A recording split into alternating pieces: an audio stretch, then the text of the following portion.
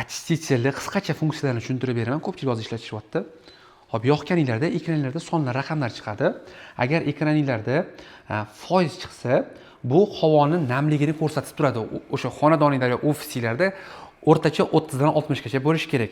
Hop, agar foizdan keyin gradus chiqsa, bu xonani gradusni ko'rsatadigan funksiyasi. Undan tashqari buni tozaga ko'rsatgani PM2 yozuvi chiqadi. Hozir bu yerda PM2 si 008 toza ko'rsatyapti.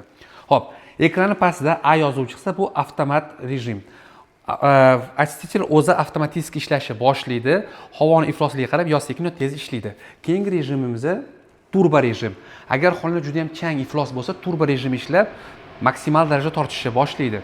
Keyingi rejim oyna rasmi chiqadi. Bu kechasi spящий rejimga o'tib, chiroqlar ham polniy o'chib, ovozi ham pasayib tozalab turaveradi.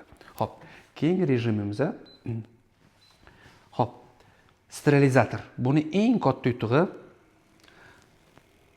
ionlangan havo chiqazadi. Chaqmoq chaqganda, sharshadan toshdagi suv tekkanda ionlangan havo chiqadi. Bu havoni mayin va yumshoq qilib beradi. Buning ichida ham shu narsa bor.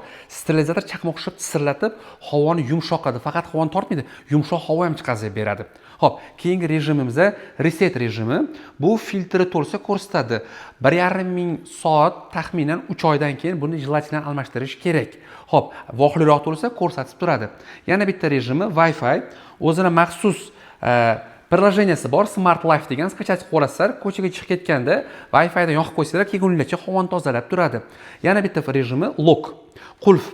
Uyda yosh bolalar, xuliganlar bo'lsa, blokka qo'yib qo'yasizlar, bolalar kelib turib bossa, tepsa ham hech narsa ishlamaydi, turaveradi ochiq holatda, lekin ishlab turaveradi. Hop, savollar bo'lsa, direktga yozinglar, yana qo'shimcha filtrlar, zapchastlar hamma narsasi bor, kasal bo'lmanglar.